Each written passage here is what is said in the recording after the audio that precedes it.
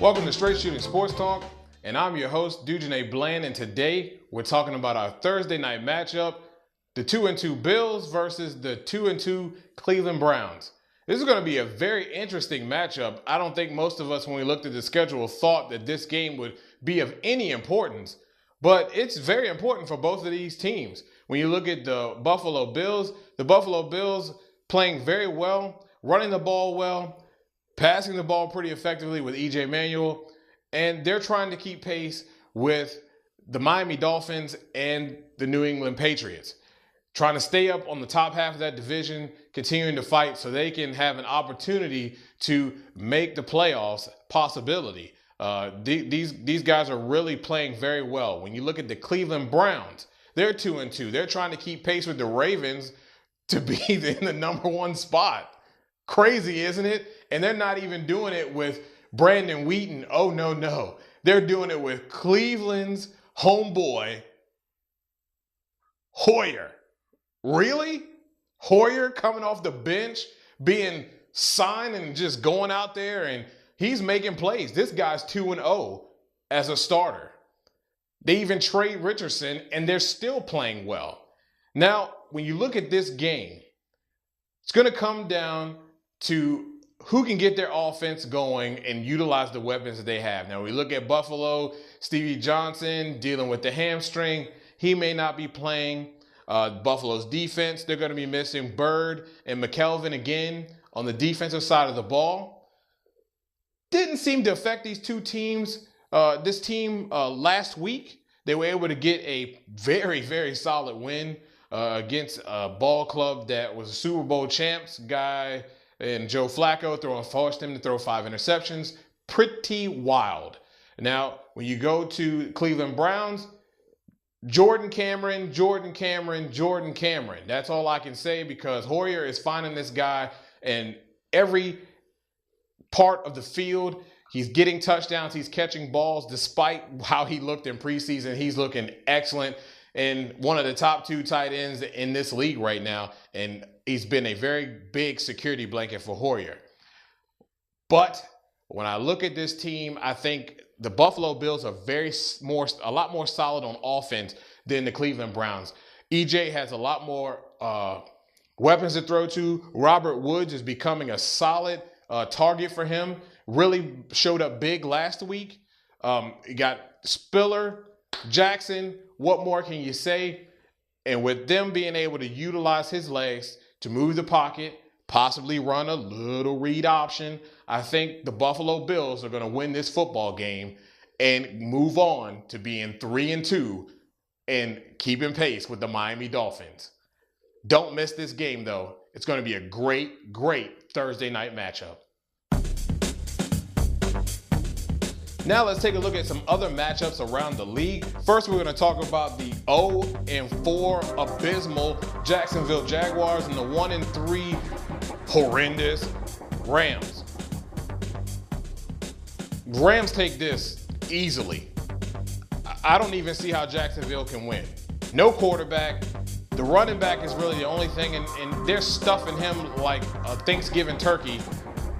They get back on track. The Rams get back on track. They go to 2-3 after this one. We look at the Chiefs and Titans. Chiefs 4-0, Titans 3-1. Chiefs are a better football team right now on both sides of the ball. Andy Reid doing wonders for that talent over there in Kansas City. Alex Smith doing what he always does, being a game manager. I don't really like that, but that's what he's doing. He's not really throwing the ball down the field, but he's being very efficient in his passing. Kansas City beats the Titans here at their home field and go to 5-0. Dolphins, Ravens. Dolphins getting shellacked on Monday night by the New Orleans Saints. Ravens and Joe Flacco going crazy and throwing all these interceptions. Both of these teams will get it back on track, but I think the Miami Dolphins are a polished team. Even though they lost the way they did on Monday night, they maybe aren't ready for that type of stage, but they're going to bounce back and get another win and keep pace in that division to prove that they deserve to be in the playoffs. I'm taking the Dolphins in that one. We also have the Eagles and Giants. Eagles, Chip Kelly, all this offense. Defense is looking halfway decent. Now they're getting gutted on defense, and that Chip Kelly offense isn't looking so great. Hasn't looked that great since week 1. And the Giants, for crying out loud, awful, awful. Eli Manning, the poor guy, is just getting murdered back there. No protection. Nobody's playing like they have any sense of pride. I hate to say it, but I'm taking the Philadelphia Eagles in this one. It's horrible. Last but not least, Patriots and Bengals. Andy Dalton has looked up and down, not very solid, and we know they have a lot of talent on that football team. New England with very little talent. Most people would say that Brady doesn't have any talent over there, and Brady's getting the job done. That offense, that defense, even though they lose Vince Wilfork for the rest of the season, people say that it's going to be a big blow. I don't think it's going to be a big blow at all. I think we saw a lot of guys step up. Belichick preaches next man up a lot, and we're going to see next man up again in this game. I hate to say it, I'm a real big Marvin Lewis fan, but I'm taking the Patriots in this one. And that is our highlights for the week. Hope you enjoy Sunday's games. It's going to be great matchups all the way across the league. Just have to choose one, sit back, relax, and get a cold one. Enjoy. Now, taking a look at our other big matchup, we're going to take a look at the 3-1 Bears and the 4-0 New Orleans Saints. Boy, oh boy, how good does it feel in New Orleans?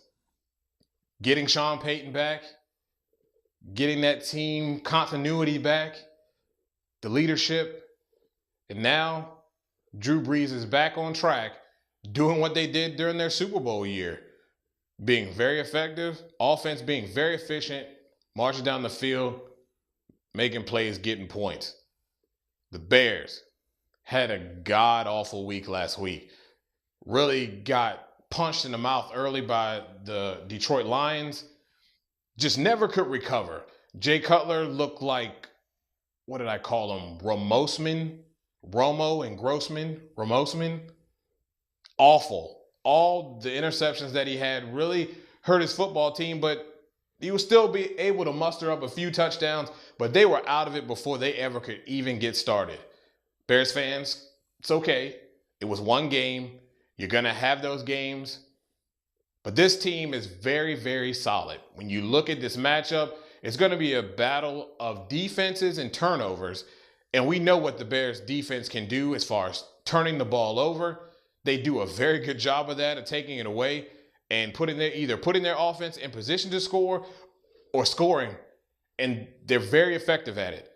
Drew Brees, very effective at not turning the ball over.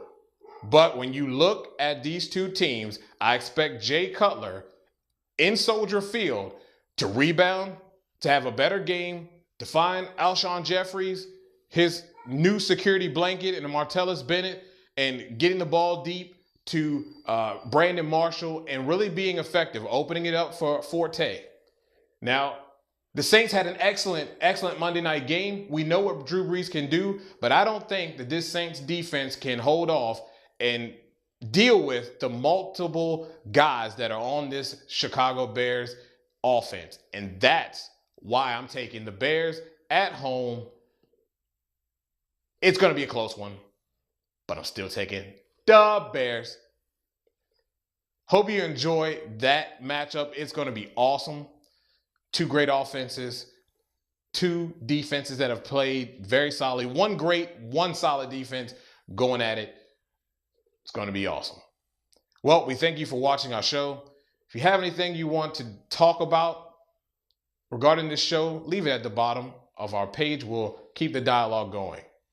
If there's something that you want to hear us talk about, a take that you might have, a question you might have, a thought you might have, shoot us an email to straightshootingst@gmail.com.